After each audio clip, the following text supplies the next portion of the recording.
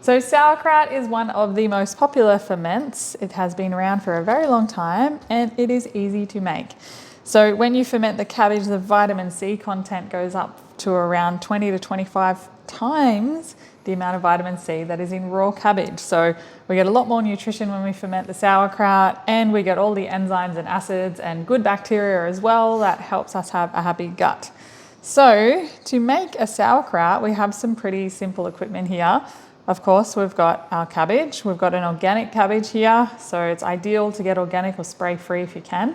We've got our salts, which we use the Murray River pink salt, and we've got some other things here. Chef? As far as kitchen equipment that you need, it's all pretty straightforward. You need a nice chopping board, a good sharp knife. We've got just little things to weigh out, a set of scales, a little ramekin. We've got our flip-top jar with our airlock. I've also got a spoon here with a big handle on it that you can use like a muddler. So you can use anything like that, but just to press down the sauerkraut to get it packed nice and tight into the jar. Okay. So the first step is just to reserve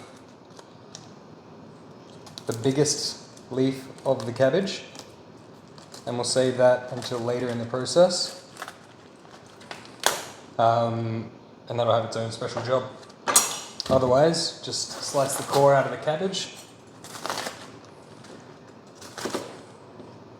and then slice it up as finely or as thickly as you'd like to have it.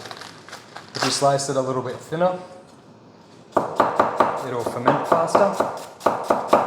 And if you like it a bit more textural, once it's all broken down, then you can leave it a little bit thicker.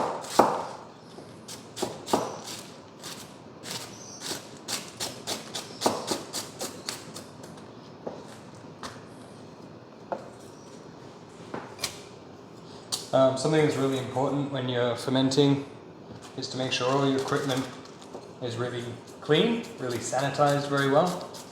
So a hot soapy wash or a hot run through the dishwasher is really important, because you don't want to add any extra bacteria to the fermentation, and we want to make sure that the bacteria that we are trying to cultivate is going to be able to grow.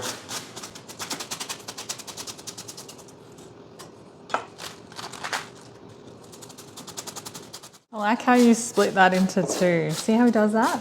Makes it easier to chop. Yeah, I always try and chop the whole thing. Especially and it's if not you very easy. Limited space or not as comfortable with a knife.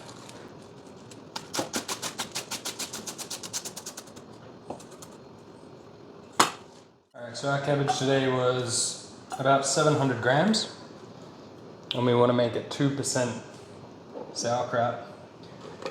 When we're doing this, we're doing a dry ferment, which means that we're not making a brine, or we're not adding any liquid to it. We're actually going to use all the liquid that comes out of the cabbage. That's going to create the aerobic environment. Anaerobic. The anaerobic environment. So 2%, we've got about 15 grams of salt here. Yeah, the cabbage was like 750 grams, around that. And it's good to use a really finely ground salt because it mixes more quickly and penetrates more easily. So just sprinkle that on. And then you want to give it a nice massage.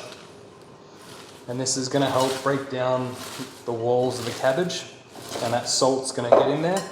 And it's actually going to start drawing moisture out. So give it a squash, give it a massage. And basically just want to bruise it. And you'll start to see that it'll get a bit sweaty, and you'll be able to feel the liquid coming out of it.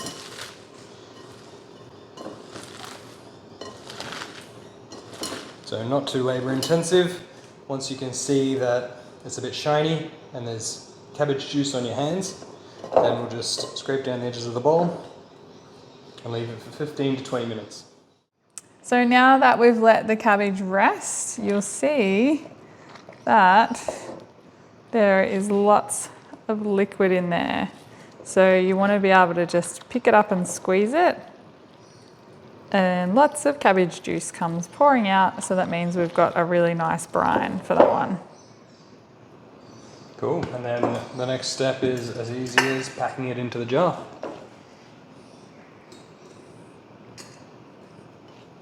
So you just need to load it in, do a couple of scoops, and then take your tamper and give it a press down. And this is to both get all the air out and to also try and squeeze out a bit more moisture from inside the cabbage.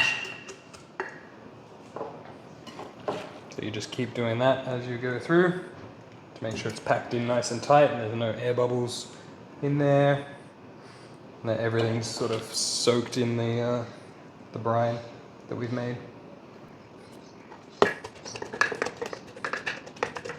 When it comes to the length of time that you want to ferment your sauerkraut for, I do mine for at least 6 weeks.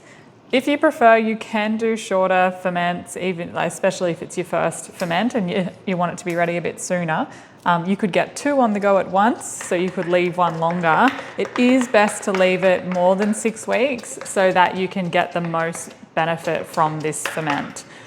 So it's after the 6-week mark when it's highest in all the bacteria and enzymes. So we like to leave it for at least that long, if not sometimes longer. So we've got plenty of sauerkraut in the fridge at the moment, and we've got a couple on the go in the cupboard already. So this one we probably will be able to leave for around 12 weeks.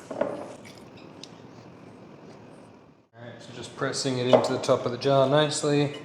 I'm going to scrape down the bowl and make sure you get all this juice and brine that we've created loaded in there.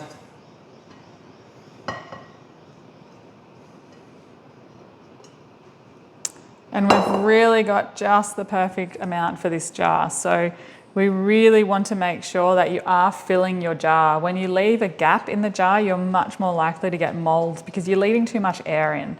So it's critical in that first few days of the ferment that carbon dioxide is created in those first few days and pushes all the oxygen out of the jar. So it makes it an anaerobic environment quickly. So it's important that happens quickly. If we leave too much space in the jar, there's too much oxygen in there that needs to be pushed out and it will take too long. So that's when we can end up with mold. Yeah. This is where our outside leaf from before comes in. We're going to use it to make just a little cap. So what you do is squash it right in there and use it, you can see, use it to press so that all the sliced cabbage is completely under the brine. And then that is okay if it sticks above the brine because we're going to discard it when it comes time to open the sauerkraut and eat. And that's mainly because the top layer usually goes a bit funky.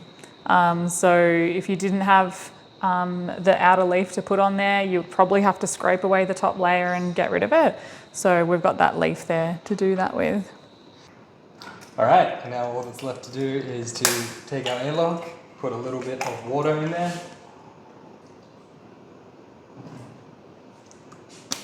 Just halfway.